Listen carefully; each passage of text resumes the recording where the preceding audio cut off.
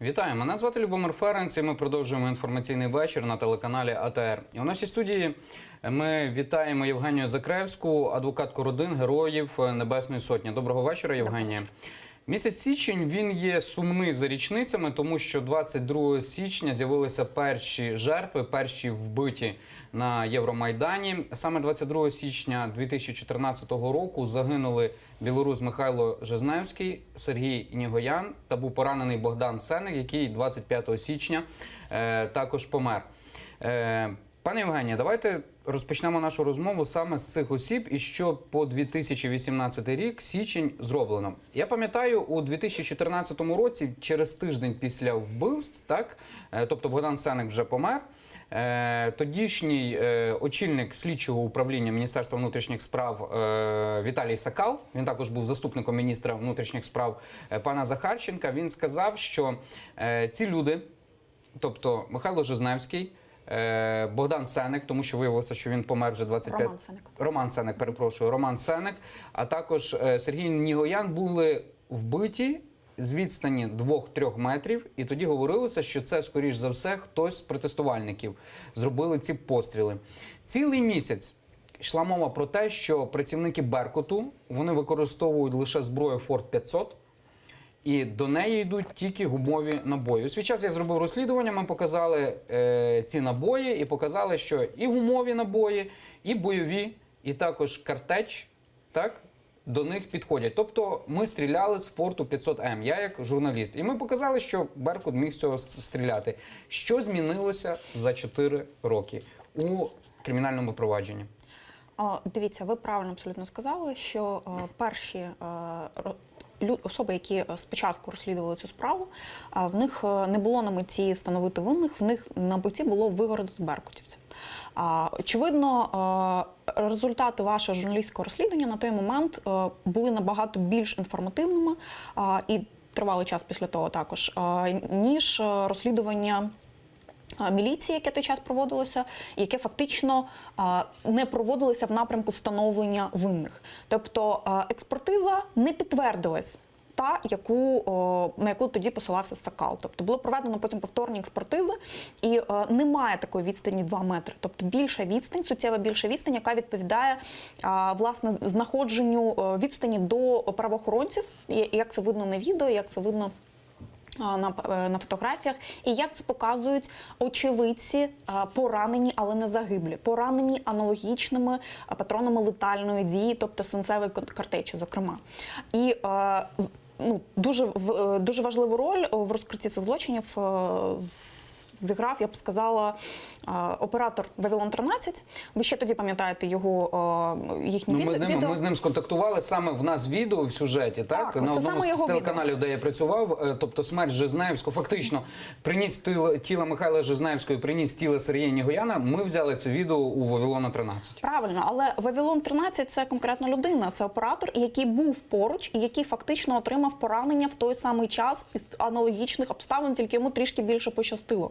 І фактично, коли вже розслідування розпочалося, я б сказала, розпочалося там з мінуса, да, тобто коли вже потрібно було не просто розслідувати, а вигрібати за те, що було не зроблено неправильно і спеціально спотворено, то от встановлення очевидців живих, таких як як на 20 лютого є поранені, є загиблі. Так само і 22 січня були поранені, були загиблі.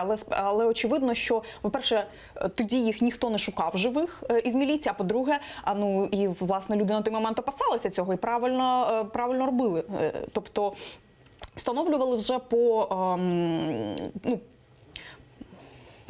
і по шрамах, і по медичній документації майданівській, скажімо так, і по показах, і їхні покази, вони якраз корелюють із тим, що, власне, ви розповідали тоді саме початку розслідування. Тобто саме така головна версія, яка перша мала бути опрацьована, як мінімум опрацьована, вона була відразу відкинута без перевірки, фактично, і все надалі збиралося. Тобто те, що я стверджую як журналіст через тиждень після вбивства, вона слідчим управлінням була відкинута? Фактично вона була, не просто вона була відкинута. Ви розумієте, що коли Сакал повідомляв про те, що там з 2 метрів, тобто ну він або свідомо говорив неправду, або його дуже там спеціально ввели в оману. Ну, це дуже я не вірю в це. Тобто, от і тепер, тобто для мене теж було це дуже дивно, що через 4 роки для когось ще є новиною, що такі спростовано повністю версію про те, що стріляли з 2 метрів, стріляли з боку протестувальників. Там взагалі була ще така дика версія, що принесли тіла і невідомо звідки вони там взялися. От, а це все повністю спростовано, встановлено місце, встановлено час, встановлено напрямок, встановлено звідки це стріляли. Знову ж таки, ви правильно говорили ще тоді, що постріл патроном летальної дії відрізняється візуально і на слух від пострілу з резиновою, скажімо так, кулею і резиновою картечю. І віддача там сильніша. І віддача різна, так. Тобто це також використовується слідством. А крім того, використовується весь масив відео, які на даний момент є, там ще певні докази, які я не буду говорити поки що. І встановлено підрозділи, які перебували на Грушевського в той момент, і вони зараз відпрацьовуються і власне, перевіряють. Да? Ми пам'ятаємо, що був гучний скандал з Дніпропетровським Беркутом, коли говорили, що там Дніпропетровський Беркут взагалі не приймав участі в Майданах. От якраз 22 числа, зокрема, в тому числі був Дніпропетровський Беркут, так, Харківський Беркут, Львівський Беркут, Вінницький Беркут, Полтавський Беркут, ще там певні підрозділи, які, власне, всі відпрацьовуються. І знову ж таки, я ще 4 роки поспіль, але я все одно вимушена звертатися до операторів і до фотографів, тому що ми не всіх їх встановили і не всі відео, фотоматеріали взяли. Тобто ми бачимо на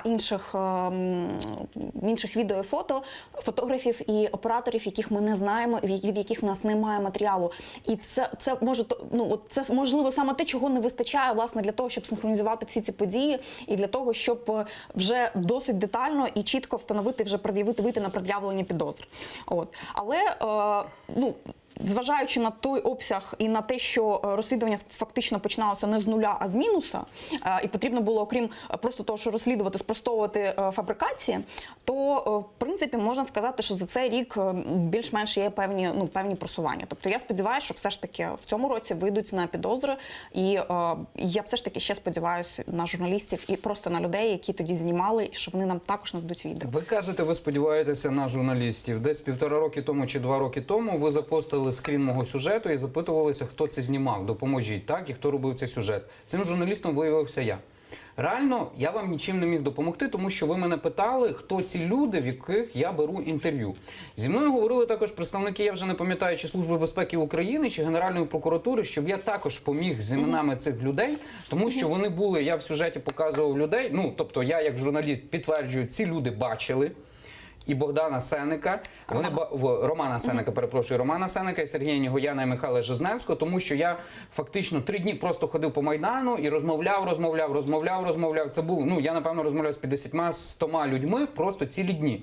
Це те, що мали тоді на той момент зробити міліціонери. І я питався, люди мені до кінця не довіряли, так? Рідко хто з них залишив мені свої імена. Фактично, я ні вам нічим не зміг допомогти, ні не зміг допомогти. Тобто версію ми правильно будували, як виявилося. Мені це особисто як журналісту дуже приємно, так? Але людьми я нічим, показами я не зміг допомогти. Це вам так здається, насправді ви змогли допомогти, поки не можу сказати чим саме, але змогли допомогти. Так. Справді. Так. І тобто людей встановити було дуже важко. Я не пам'ятав імен, люди не хотіли їх мені давати і так далі. На даному етапі, чи можливо принаймні виокремити конкретних людей, які б могли стати свідками у подальшому судовому процесі? Певні такі люди є, так, я не можу їх, звісно, зараз називати, але так, є такі люди. Якщо говорити про працівників Беркуту, чи принаймні можна було якось просунутися, так, на крок, хоч на крок, щоб ідентифікувати ось саме цього стрілка, який завдав смертельного поранення, так, цю смертельну кулю, яку отримали там Сергій Нігоян, чи Михайло Жизневський. Там, здається, в декого входила картеч, а в декого входила куля. бойова, так? Так. Тобто там є навіть... А Є дехто різниця. з них обидві отримав? Ні, не обидві. У Нігояна Кортеч, у Сенека Жизневського. Ну, у Жизневського немає кулі, але, скоріш за все, це така сама куля, яка знайдена в тілі Сенека для зупинки транспортних засобів. Тобто, Автомобілів. Катушка автомобілів. так звана. Да. Це, ну, тобто так, абсолютно правильно. Що стосується того, щоб встановити конкретно, хто стріляв, я впевнена, що ми це також зробимо. Але ще тут момент, окрім встановити там на відео, потрібно ще ідентифікувати цих людей. Я думаю, що це буде зроблено, але от нам саме в цьому не вистачає матеріалу. Трішки не вистачає відео і навіть фото. Фото теж дуже допомагає. Здається, що вони можуть не так, але насправді серія фотографій, вони майже дорівнюються відео по своїй сущності. Чи навіть більше. Тоді чи достатньо буде цих доказів, відео, фотодоказів і певних свідчень? Відео, фотодокази, певні свідчення, експертизи, висновок балістів, висновок СМЕ, все це в сукупності. Якщо це буде, то якщо це буде переконливо, тобто суд скаже, чи достатньо, чи ні. Але я вважаю, що можна це, тобто це не є безнадійною справою. І я дуже рада, що слідчі за цей період пересвідчилися і все ж таки теж тепер відносяться до неї не як до безнадійної справи, яка тут їм на голову впала і не зрозуміло, що з нею робити. Тобто 22 січня воно вважалося безнадійною справою? Ну, насправді так. А до якої дати? Я не можу там чітку дату сказати, але от в якийсь момент цього року вже я відчуваю просто, що реально слідчі бачать цю справу як таку, що можливо. Ви говорите про 2017 рік чи 2018? 2017. 2017. Якщо говорити про 2017 рік, підозри висунуто 34 особам. Так, це 11 цивільних. Видання «Тексту» робили таку велику графіку. Це 11 цивільних, так звані тітушки, 16 співробітників органів внутрішніх справ, в тому числі 3 слідчих, 4 прокурори. До суду скеровано 11 обвинувальних актів, обвинувальних вироків ухвалено стосовно 4 осіб. Так, ми бачимо таку загальну статистику зараз на екрані, а за весь час підозри висунуто 225 особам, винними визнано 15 осіб і 14 з них ухвалено обвинувальні вироки. Якщо говорити про загальну кількість, це хороші показники дані чи ні? Ну, це середня температура по палаті. Це, як на мене, це ні про що не говорить, тому що стосовно просування повільного чи швидкого, чи там адекватного, я роблю висновки виключно з стану розслідування конкретних епізодів. Тобто, от ми можемо сказати, що по 22 січню було 0, залишилося 0, да? Але це не так. А з іншого боку, коли в нас там, наприклад, в перший рік по викраденню Вербицького, Луценка і вбивство Вербицького там було зроблено 9 підозр, наприклад, так, і оголошено там купу народу в розшук, то можна сказати, що це дуже дуже добре, і так власне і сказав Аваков, що це все прекрасно, все розкрито, але по суті далі нічого не відбувається і теж нуль фактично. Тобто, окрім виконавця нічого не було тоді. Я пам'ятаю прес-конференцію, здається, вона була в 15-му році, так? Ні, вона була в 14-му. В 14-му ще році, так, велику прес-конференцію зробили разом, здається, так, мені з внутрішніх справ був Арсен Аваков, здається, очільник СБУ тодішній Валентин Наливайченко був. Ще тоді Махніцький, здається, був. І Махніцький тоді очолював Генеральну прокуратуру. Так, і дуже багато говорили по справі Юрія Вербицького і викраденню на тодішньому етапі Юрія Вербицького і Ігоря Луценка. В підсумку Юрій Вербицький загинув, Ігор Луценко зараз є народним депутатом України від Батьківщини. Що у цій справі? Так, це також сталося в січні місяці, з ними ці всі події. Це сталося 21 січня, тобто за день до вбивств, про які ми тільки що говорили. Це також було фаза активного протистояння, і в тому числі на Грушевського. Юрій Вербицький отримав поранення ока, і волонтери направили, знайшли, хто зможе його відвести, це якраз виявився Ігор, який відвез його до Олександрівської лікарні. І прямо в Олександрівській лікарні їх обох викрали. При тому, що Ігор почув небезпеку і ще встиг попередити автомайданівців і направив запит про допомогу. І його навіть почули і поїхали на допомогу, і фактично розминулися з викрадачами, там хвилини буквально були. І ці хвилини фактично вони виявилися роковими. І тобто їх вивезли спочатку до лісу, потім ще до одного місця, де в першому і в другому місці їх катували. Досить, те, що безглуздо, то таке, тобто Під час цього всього я безпосередньо приймала участь у пошуках. Тоді ми шукали Ігоря і вже Юрія, тому що ми вже знали, що на той момент його викрадено. І ми знали його вже прізвище, ім'я, ми знали, тому що лишився паспорт і верхня курточка в лікарні. І справа в тому, що, от я можу сказати особисто, бо я була присутня, десь близько 7 чи 8, пів на 8 ранку до Печерського райвідділку, тобто через буквально пару годин після викрадення, ми подали заяву про злочин. Ми вже знали, хто викрав і яким чином. І в нас навіть було відео автомобіля на той момент, відео автомобіля, який їхав фактично на зустріч одному з тих, хто приїхав на допомогу.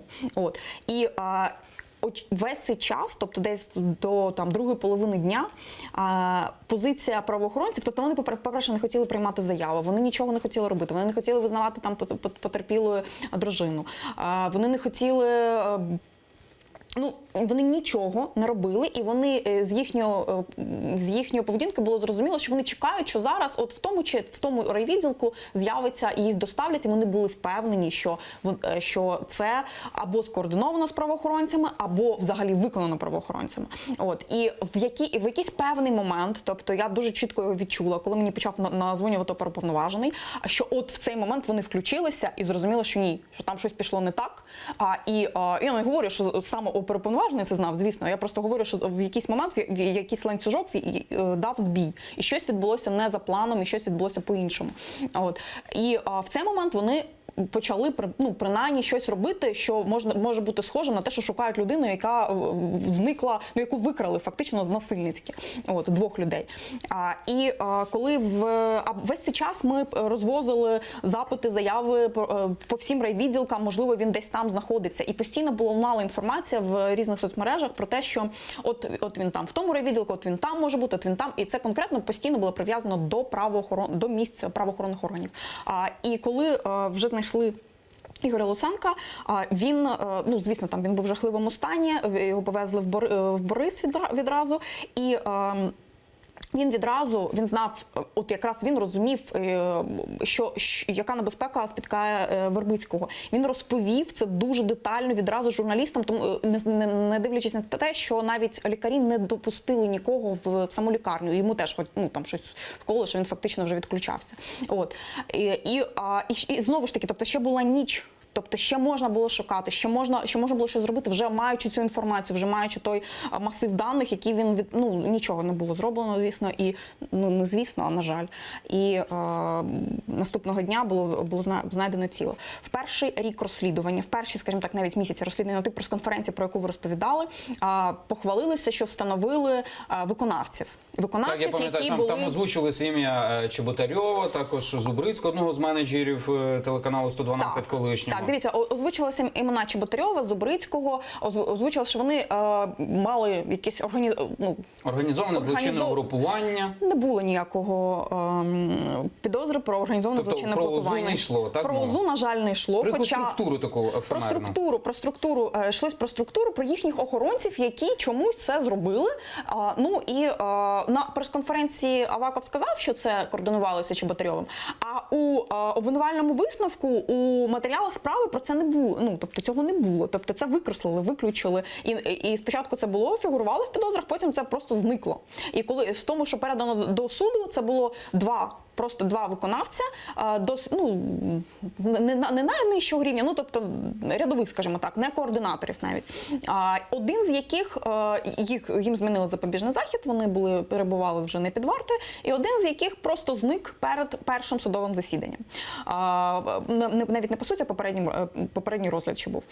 По-другому, тривалий весь цей час, з 2014 року, триває судовий розгляд, який, це я вважаю, це повний абсурд, тому що він один обвинувачений, невеликий насправді цей епізод, хоч і жахливий, і давно вже можна було все дослідити і винести вирок, чи, тобто, завершити судовий розгляд. І все. Тобто, оголосили в розшук 9 осіб, 2 передало до суду, 1 з них зник, і справу, незважаючи... Сенсі зник. Я ж сказала, зник. 1 із 2, Тиднюк і... зник, ми маємо... Він, його немає, він теж в розшуку, але його немає. І де він знаходиться, ніхто не знає. Ніхто не знає тепер, І питання в тому, що з цього моменту МВС зупинило розслідування справи. Тобто вони оголосили в розшук цих осіб, а інших вони, в принципі, не шукали весь цей час, абсолютно, незважаючи на те, що там ставали і потерпілі, і там громадськість, і журналісти, і там вже потім народні депутати намагалися щось зробити. Це було абсолютно безрезультатно. Тобто 14, 15, 16 рік нічого не робилося в цій справі абсолютно. А після того, як з великими надзусиллями нам довело, ми спромоглися її передати до департаменту спеціальних розслідувань, і там просто почали робити елементарні слідчі дії, про які я клопотала ще там у 2014 році. Почали, вони, звісно, навіть через 3 роки вони почали приносити результати. Тобто встановили ще декількох підозрюваних, одного з них вдалося затримати, бо він перебував, прекрасно себе почував на території України весь цей час, а це якраз був особа, яку зараз підозрюють у координації, це вже більш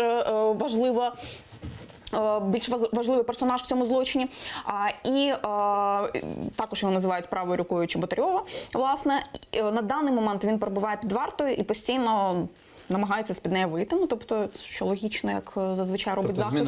Змінити запобіжний захід, так. І ми дуже боїмося, що в разі цього це буде повний, тобто це точно буде втеча. Або ще, не дай Боже, ще гірше. І тут такий момент, що при передачі справи до ДСР, Департаменту спеціальних розслідувань, МВС не передало всі докази, навіть які вони назбирали тоді. Тобто, от зараз ми бачимо, що не все, що було, навіть не все, що я передавала, там є. Те, що я передавала, я можу ще раз передати, це не є такою великою проблемою. Але те, що вони збирали, і те, що фактично відбувалося приховування, по-перше, вигороджування інших співучасників, а по-друге, приховування доказів. І те, що нам було очевидно з самого початку, те, що ми з самого початку намагалися і просили перевірити, довести, це зв'язок і координація цих цивільних осіб із правоохоронцями. Нічого не, тобто МВС це не робило абсолютно. Тобто я сподіваюся, що зараз ті заходи, які зараз зроблені, вони принесуть, дадуть можливість довести цей зв'язок. І хочу ще наголосити, що ці особи, які є підозрювані в цій справі, і більшість яких немає в Україні і перебувають вони в розшуку, це особи з переліку довірених осіб, технічних кандидатів Пилипишина на виборах 2012 року по 213 округу. Я думаю, що ви як журналісти пам'ятаєте ту історію. І я думаю, що ви зіткалися просто особисто з цими особами, які зараз є підозрюваними і обвинуваченими в цій справі. Такі, так? Це спортсмени. На той момент ще не називали. І в них були, вони ж були довіреними особами, тобто так, в них багатьох були посвідчення, вони були, якось таку роль виграв. Я про те, що вони на той момент вже були організовані. Тобто це не те, що якісь ліві люди якимось довільним чином взяли і виконали невідомо чому, невідомо навіщо, невідомо з якого дива, взяли, викрили 2 осіб, одного з них закатували до смерті. Тобто це стійке угруповання, як на мене, але МВС не намагалося пред'явити їм. Коли ми говоримо про приховування, так, чи затягування, чи не надання доказів, так, ви про це заявляєте, що в МВС оці всі речі відбуваються. Генеральна прокуратура, вона би мала розслідувати ці всі факти, так? Вона би мала розслідувати ці всі факти. Але так, вона мала би, наприклад, коли є заявник, теоретично, заявник Євгенія Закревська. Вже ні. Вже Генеральна прокуратура не може це розслідувати. А в них позбавлені функції слідства. Але це позбавили наприкінці року. Розумієте, це позбавили їх наприкінці року 2017-го. До цього вони мали це розслідувати, вони це робили? Дивіться, я більш-менш так детально спілкуюся саме департамент спеціальних розслідувань з цього приводу. Який очолює Горбатюк. Так, саме він. І питання в тому, що в них немає досить ресурсу навіть для основного розслідування. Коли вже говориться про те, що необхідно розслідувати не розслідування, то для цього зробили окремий департамент, який не підпорядковується Горбатюку. І, власне, результати його діяльності, в принципі, невідомі. Тобто тривалий час вони перевіряли сам ДСР, вони там тягали на допити самих слідчих ДСР. Не МВС, не Нацполіції, а саме прокуратури. Я не знаю, можливо, вони там щось бачили. В мене таких, в принципі, Не можу сказати, чому вони це робили. От. І так, вони б мали це робити, але зараз взагалі його немає, не існує. Повноважень немає, мало би Да. за законодавством. Ви дивилися останні розслідування наших грошей, так? Програми? Ні, не дивилася. Там мова йде про прокурора Павла Головка, який у 2014 році виступав у суді проти активістів, так, Євромайдану. І сьогодні він працює в департаменті спеціальних розслідувань Генеральної прокуратури України, яка розслідує саме злочини проти Майдану. Керівником департаменту спеціальних розслідувань є вже нами згадуваний пан Горбатюк, так? І він сказав, він наголосив, що бере на себе відповідальність за взяття в штат Павла Головка. У цьому випадку ми прийняли таке рішення, ну і очікуємо на певну порцію критики. Але це наша відповідальність. Там показано, як живе прокурор, в нього все добре, так? За великим рахунком. Там майновий стан показується в сюжеті. Достатньо цікаво, він вчора, здається, вийшов. До чого я це все веду? Ми, коли журналісти говоримо там, чи з паном Горбатюком, наприклад, так? Через тиждень чи два ми говоримо з паном Євгенієм Єніним, так? Чуємо заяви Юрія Луценка. Один на одного вони роблять критику, тобто критикують один одного. Наприклад, Горбатюк каже, що він там 5 чи 6 місяців не може попасти до Юрія Луценка. А Юрій Луценко там каже, а ці затягують там справи, або нам щось надати не можуть. І телеглядач на це все дивиться, і де правда? Дивіться, я просто хочу, щоб ми... Я, наприклад, не хочу шукати серед них винних, і ми це робимо тоді, коли в нас вже немає іншого виходу, коли ми бачимо що нічого далі не буде. Питання щодо тобто їхньої взаємодії, це не зовсім моя компетенція. До вас питання, так? Це не зовсім до мене питання. Я можу єдине, що сказати. Давайте я просто скажу свою. Дивіться, що чому тримаються родини і чому тримаються адвокати саме за департамент спеціальних розслідувань? Тому що в мене, як у адвоката, за майже всю роботу, тобто я не знаходила слідчих, я не зіткалася з слідчими, яким би було дійсно цікаво, і в них була б така мотивація, і що впливає, скажімо так, на ефективність розслідувати справу. Тобто, я думаю, що тут певна заслуга Горбатюка є саме в тому, що це, як знаєте, це зонтик, парасолька для слідчих, які впевнені, принаймні, що на них не будуть тиснути. Я абсолютно мені не подобається те, про що ви розповіли, те, що виявили журналісти. Я вважаю, що це потрібно виявляти, і критика тут буде абсолютно обґрунтована. Тобто тут не бачу ніяких... Єдине, що це, і чим я це можу пояснити, тобто дефіцитом кадрів, або там тим, що не відфільтрували. Не було це своєчасно проведено, цю перевірку, тобто коли вже там людина війшла в роботу, далі вже почалися якісь такі штуки. Тобто, але тим не менше, я вважаю, що вони якраз, це дуже неправильно, тобто пускати і брати до людей, які навіть потенційно можуть тормозити слідство. Вони можуть тормозити, вони знижують мотивацію інших слідчих, вони знижують мотивацію інших прокурорів. Вони, може, зараз і, в принципі, як зазвичай виконують свою функцію, але так само вони будуть виконувати абсолютно протилежне, і в них не буде ніякого відчуття, що це неправильно. Тобто, вони, можливо, роблять те, що, як за оцінкою середньостатистичного прокурора, можливо, він нічим і не відрізняється. Можливо, у нас 90% саме таких, але я не хочу, щоб вони були саме такими, і тим більше я не хочу, щоб вони потрапляли до слідчих груп і до прокурорських груп, які розслідують і здійснюють процесуальне керівництво такими справами. Євгенія Закревська вже слідкує за цими справами 4-й рік. Так, це вже 4-та річниця. Коли ми спілкувалися, наприклад, рік після того чи 2 роки після того, все на загал виглядало дуже погано. На 4-й рік Євгенія Закревська має більше віри у те, що справи будуть доведені до кінця, і принаймні хтось з винних буде покараний. Можливо, не найвища ланка.